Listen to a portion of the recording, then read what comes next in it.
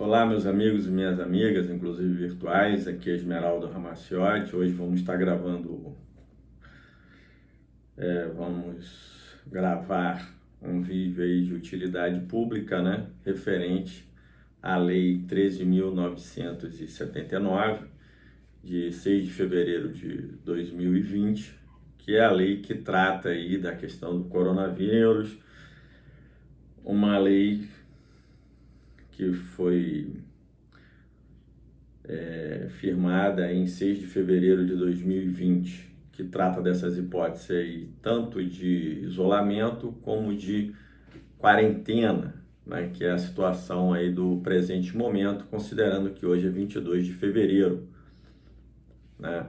Então estamos gravando esse vídeo aí de utilidade pública, mais especificamente para falar aí na minha área, né, que é direito do trabalho e direito previdenciário. Eu sou advogado, e do artigo 3º, né, parágrafo 3º, que fala desse período aí de afastamento em função dessa quarentena, do problema do coronavírus, como uma questão de falta justificada, que é um exemplo de interrupção do contrato de trabalho. Bom, nós gravamos um vídeo mais extenso. Esse pretende ser um vídeo mais dinâmico, né? Então, a hipótese de interrupção do contrato de trabalho é aquela hipótese em que não há prestação do serviço, mas há o pagamento, né, dos salários e a contagem do tempo de serviço, que é diferente da hipótese de suspensão do contrato de trabalho, que é aquela hipótese em que não há a prestação de serviço, mas também não há a remuneração e não há contagem do tempo de serviço, né, do que o empregado fica com o seu contrato de trabalho suspenso. Bom, alguns colegas e juristas estão fazendo aquela ilação básica, ou seja, então, como se trata de uma questão relacionada ao tema doença, né, então seria os primeiros 15 dias de responsabilidade do empregador e o restante de responsabilidade do INSS. Eu vejo que não foi essa a disposição dada, né, pela Lei 13.979, né? Não foi essa a redação dada pela lei. A lei não estabeleceu esse tipo de ilação. Nós não podemos dar esse tipo de ilação. Eu entendo que deveria ser dado, né, é isso que o governo deveria ser feito, mas não foi. Ou seja, o governo tirou o seu ônus aí, colocou o ônus todo nas costas dos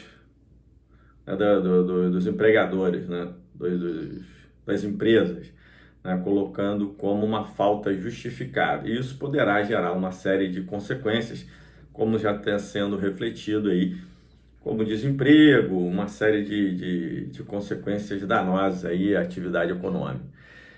Então, assim, eu acho que essa oportunidade do coronavírus dá a possibilidade aí, não só aqui em termos de Brasil, como em termos de mundo, a criação de um novo conceito inexistente em direito previdenciário, né, que é o auxílio-doença coletivo e não propriamente individual, que para a concessão do auxílio-doença, tanto previdenciário como acidentário, parte-se de um auxílio-doença individual.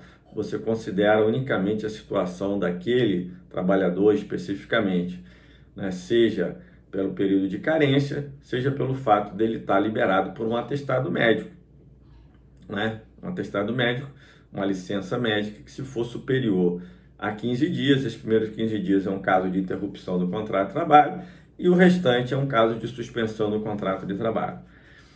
Não é esse o caso, né? No caso de quarentena, o trabalhador está dispensado aí, né, da sua atividade, né, de trabalho, mas não necessariamente ele tem uma doença que o habilite, né, a percepção do auxílio-doença. Então, acho que é o momento aí da sociedade refletir a necessidade da adaptação, né, desse instituto do auxílio-doença, de uma conotação individual para uma conotação de um auxílio-doença coletivo do trabalho. É um auxílio-doença coletivo previdenciário. Então, é essa e essa situação pode ser resolvida através de medidas legais adotadas pelo governo, né? E isso ele faria muito bem à sociedade, porque isso evitaria que as empresas ficassem inviabilizadas pelo fato de estarem tendo que arcar com o ônus do pagamento de folha salarial sem poderem estar implementando, desenvolvendo a sua atividade econômica. Então, acho que é um erro grave aí do governo que precisa ser revisto. Esse pagamento pode ser feito através de a própria emissão de moeda, já que é um dinheiro que vai permanecer circulando no âmbito da economia brasileira, que hoje é o grande problema, né? A falta de demanda interna, né? Em função da retirada de direitos, de uma série de problemas que ocorrem, né? Nas sucessivas políticas econômicas, tanto questão de reforma trabalhista como reforma previdenciária, o que vem sendo acarretando uma diminuição muito grande do poder de compra da população. Então, eu acho que a primeira situação é essa, esclarecer isso. Não acho que a Lei 13.979, no seu artigo 3º, parágrafo 3º, tenha dado essa disciplina legal, ou seja, dos primeiros 15 dias como falta justificada ao trabalho, nos moldes do auxílio-doença, para que o restante seja arcado pelo INSS. Não é isso que está, salvo o melhor juízo, na Lei 13.979. Bom, fora isso, você tem que, pode-se, né, adotar uma série de outras medidas, né, e também o governo deveria ajudar nesse sentido, né, que em relação ao teletrabalho, né, ao layoff, a antecipação de férias, as férias coletivas e ao próprio banco de horas. Ou seja, então, existe evidentemente toda a disciplina jurídica em relação a esses institutos, mas talvez seja a hora também de se adentrar maior nesses institutos jurídicos, seja, né, do layoff, que é a suspensão, né, temporária do contrato de trabalho, né? O governo, né, fala aí da questão da redução de 50% da jornada com 50% da remuneração, ou até paralisação total, desde que haja garantia de pagamento de 50% da remuneração, mantida aí a remuneração do salário mínimo. Assim, eu acho que isso deveria ser melhor analisado, né? Ou seja, deveria se enfrentar melhor esse problema. A questão do teletrabalho também deve se adotar medidas específicas aí em relação ao teletrabalho, que é a possibilidade do empregado realizar o trabalho fora do ambiente empresarial, até na sua residência. Eu, por exemplo, continuo fazendo esse teletrabalho, mas alguns colaboradores vão poder continuar realizando esse teletrabalho e outros não terão aproveitamento. Então, ou seja, nem sempre o teletrabalho vai ser uma solução. A questão das férias coletivas é uma solução provisória, né? Da mesma forma a antecipação das férias, né? Porque pode ser que o problema do coronavírus dure mais de 30 dias e aí essa medida seria apenas uma cobertura parcial aí desse período, vamos supor que demore 2 meses, 3 meses ou mais. Então é uma questão que precisa ser melhor analisada. E a questão do banco de horas também, né? Ou seja, então uma série de medidas que podem ser repensadas especificamente, ainda que em caráter provisório, para facilitar um leque de opções para que empresas e trabalhadores, devidamente assistidos pelos seus sindicatos e representações sindicais, possam aí chegar a melhor forma aí, tanto de defender os interesses do capital como interesses do trabalho, e ver se há possibilidade de uma composição aí dessa natureza.